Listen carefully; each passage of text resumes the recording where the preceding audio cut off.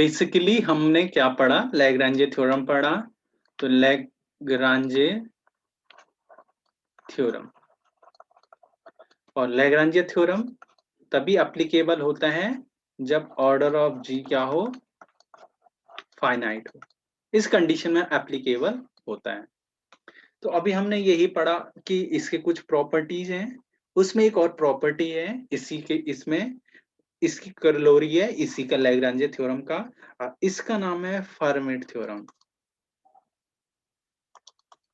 फर्मिट theorem. अब ये क्या कहता है, ये कहता है यदि इफ p क्या हो, मेरा प्राइम नंबर, यदि मेरा p प्राइम नंबर हो and a is any integer, any integer, यानी a कहां से बिलोंग कर रहा है, z से। a कोई भी एनी इंटीजर हो और p मेरा प्राइम नंबर हो, तो तब क्या होता है, देन a की पावर p किसके बराबर आता है, a मॉड मॉड p। काफी इंपॉर्टेंट है। यदि p कोई प्राइम नंबर हो, मॉड p को इसके अंदर लिख देता हूं, मॉड p। फर्मिट थ्योरम क्या कहता है कि p प्राइम नंबर हो, a कोई भी इंटीजर हो जो z से बिलोंग कर रहा हो, तो a की पावर p करने पे a ही आता है, मॉड p। अब अब सपोज ऐसा क्या हो सकता है, तो आप देख सकते हैं। सपोज मैंने p बराबर सबसे छोटा नंबर है मेरे पास, prime number 2।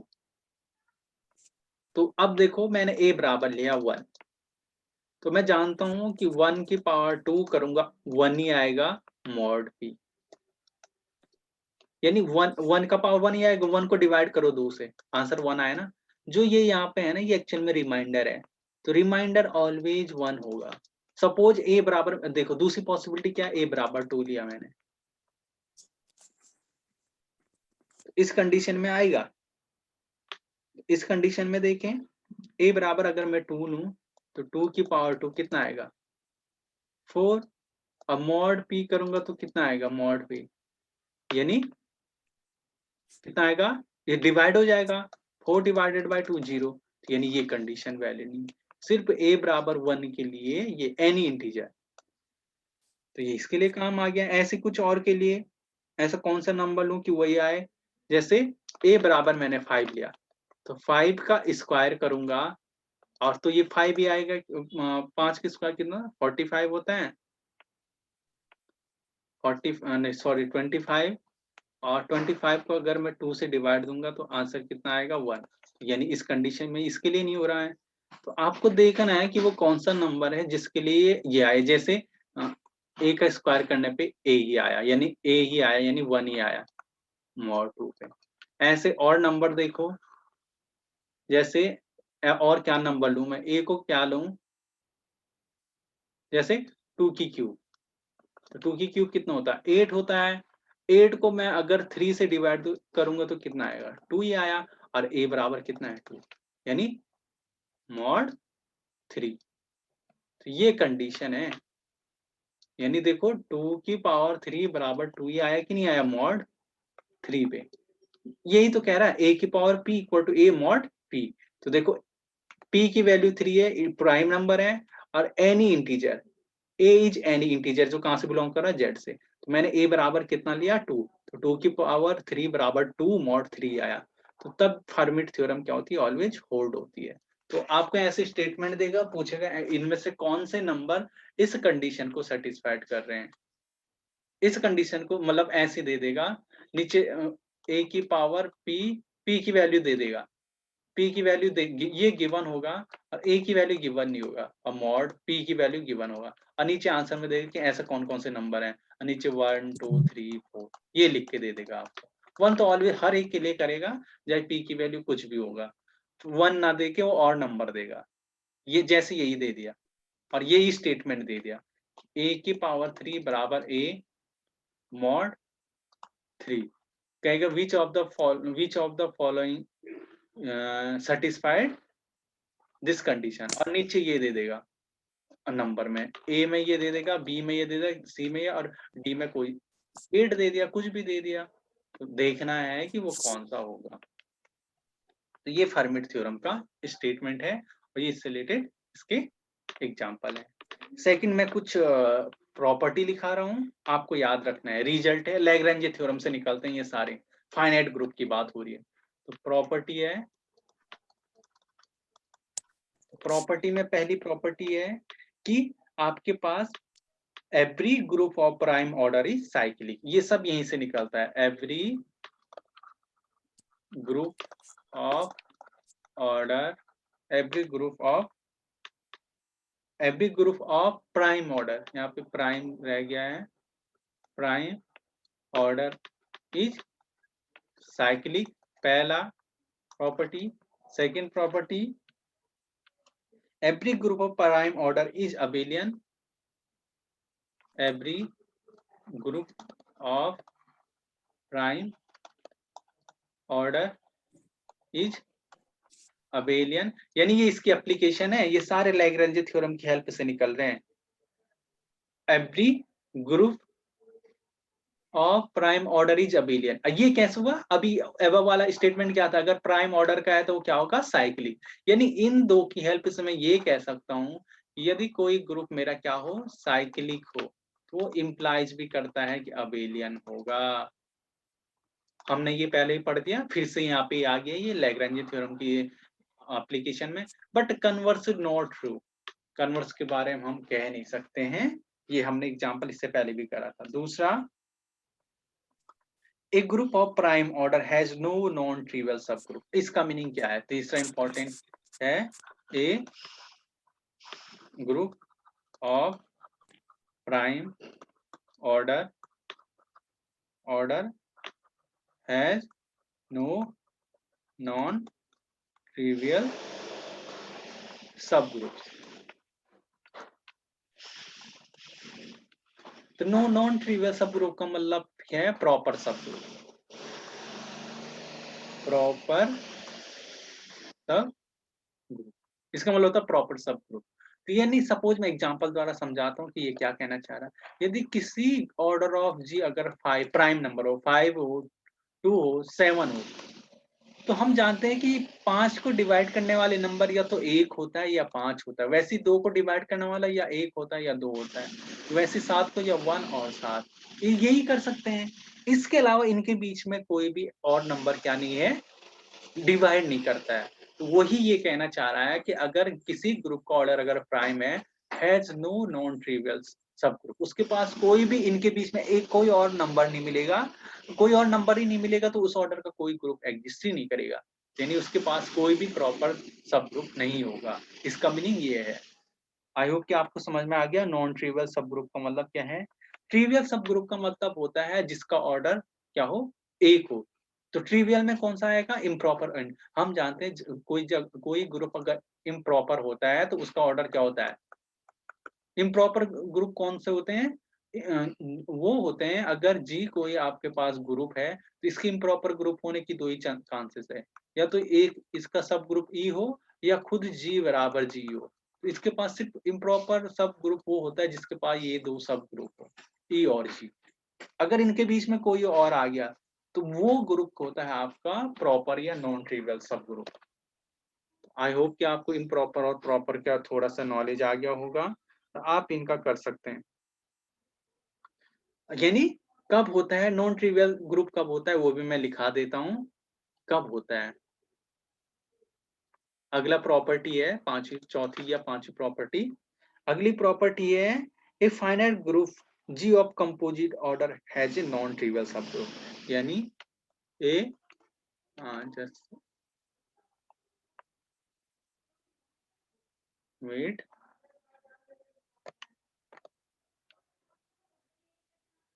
A finite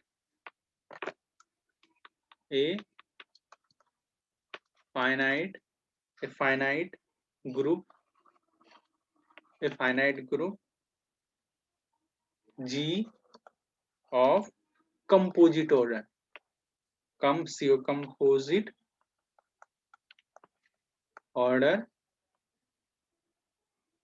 order has non trivial subgroup. इसका मतलब क्या है, यदि किसी ग्रुप का ऑर्डर प्राइम ना हो, जैसे ऑर्डर ऑफ 6 है, तो 6 को डिवाइड करने वाला क्या होगा, 1 भी है, 2 भी है, 3 भी है और 6 भी है। तो देखो 1 और 6 को छोड़ने के बाद भी इसके पास दो ऐसे नंबर मिल गए बीच में, जिस ऑर्डर के इसके पास क्या हो जाएंगे, सब ग्रुप। अब 2 ऑर्डर का हो या 3 ऑर्डर का, कम से कम एक तो एग्जिस्ट करेगा, एक भी एग्जिस्ट करेगा तो यानी वो अपने पास क्या रखेगा, एक प्रॉपर सब ग्रुप या नॉन ट्रिवियल सब ग्रुप रखेगा। या तो ये प्रॉपर सब ग्रुप रखेगा या इसका मतलब है प्रॉपर सब ग्रुप।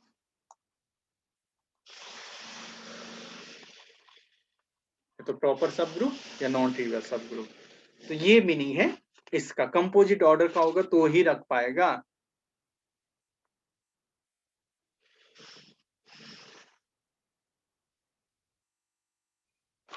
अब अगला 6, यदि if G has if G has no non trivial subgroup, यानी एक भी इसके पास क्या ना हो, ट्रिवियल ग्रुप, मतलब एक भी नॉन ट्रिवियल सब ग्रुप है, एक भी प्रॉपर सब ग्रुप नहीं है, then G must be, then G must be finite prime order group, prime order group. और प्राइम ये तभी पॉसिबल है ना अगर नॉन ट्रिवियल, अगर एक भी नॉन ट्रिवियल यानी एक भी प्रॉपर सब ग्रुप नहीं है तो वो कैसा ग्रुप है, इम्प्रॉपर। तो लिखने का तरीका है, वो कुछ भी लिख के आपको दे सकता है। तो ये तभी लिखा भी उसने कि जी मस्ट भी होना चाहिए प्राइम ऑर्डर का, यानी ऑर्डर ऑफ जी इस कंडीशन ऑलवेज पी होगा। और इसके पास सिर्फ, जब भी ग्रुप का ऑर्डर पी होता है ना, इसके पास सीधे सीधे नंबर ऑफ सब ग्रुप कितने होते हैं, 2। सीधे सीधे कैसा भी ग्रुप हो, अगर प्राइम ऑर्डर का कोई ग्रुप है तो उसके पास सिर्फ 2 ही सब ग्रुप होंगे, और वो कौन कौन से होंगे, ई और जी खुद, यही 2 सब ग्रुप होंगे, क्योंकि हर एक ग्रुप खुद का सब ग्रुप हो सकता है इटसेल्फ। तो ये इसकी कुछ प्रॉपर्टी है जो आपको याद रखना है।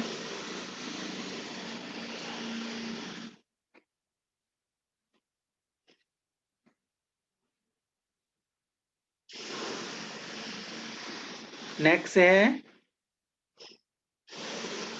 अभी हमने बात कर ही दी है, ग्रुप का ऑर्डर किसको डिवाइड करना चाहिए, ऑर्डर ऑफ ग्रुप डिवाइड करना चाहिए, यही आपका कहलाता भी है।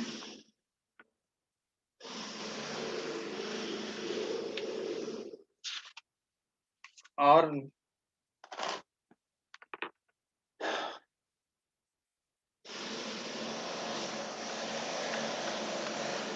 एक इम्पॉर्टेंट चीज और बताता हूँ, फिर आज के लिए हम यहीं पे एंड कर देंगे। एक इम्पॉर्टेंट चीज रिमार्क में याद रख लो या कैसे भी, यदि इफ जी साइक्लिक ग्रुप हो, इफ जी इज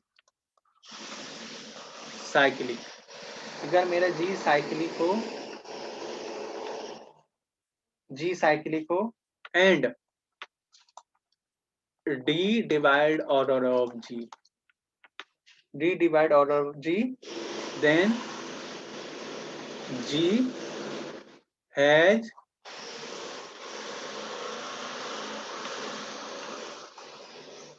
जी है सब ग्रुप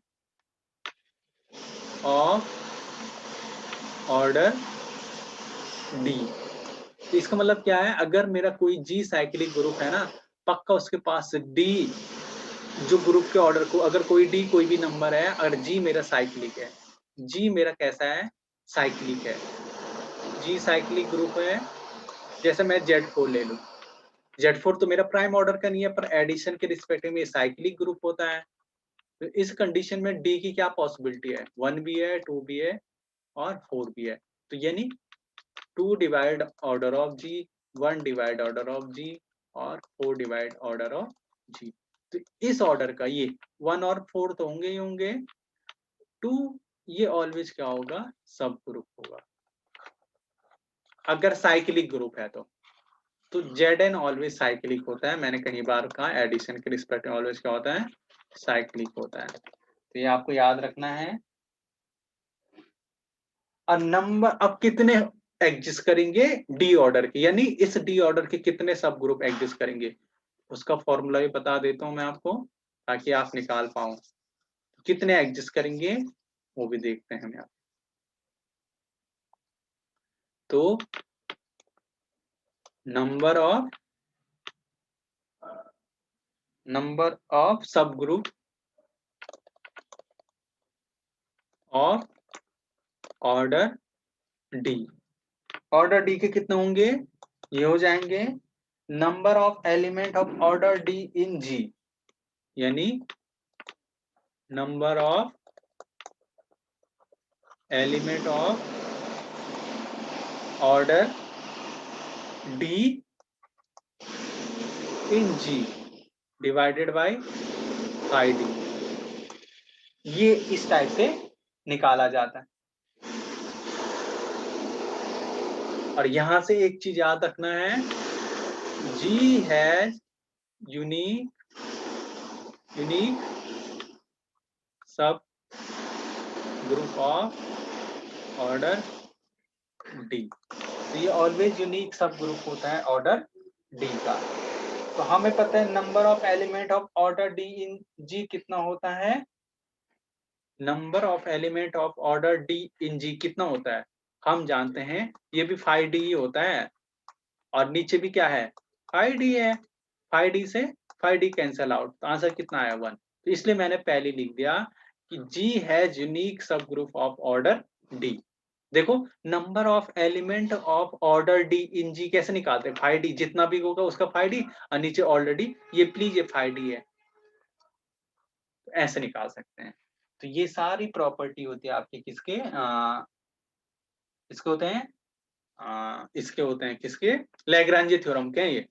एक और स्टेटमेंट ये साइक्लिक, यदि मेरा जी अबेलियन ग्रुप हो, अगला है देखो इंपॉर्टेंट है, इफ जी इज अबेलियन है, अभी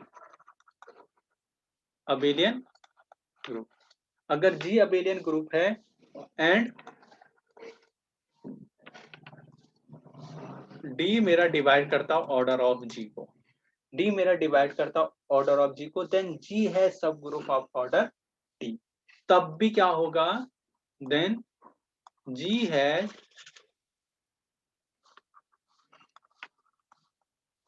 सब ग्रुप ऑफ ऑर्डर डी, यानी साइक्लिक हो या अबेलियन हो, उसके बाद पक्का डी ऑर्डर का एक सब ग्रुप पक्का होता है, पक्का। तो यही है इससे रिलेटेड। अब इससे रिलेटेड हम क्वेश्चन करेंगे बाद में, तो आज के लिए यहीं तक रखते हैं।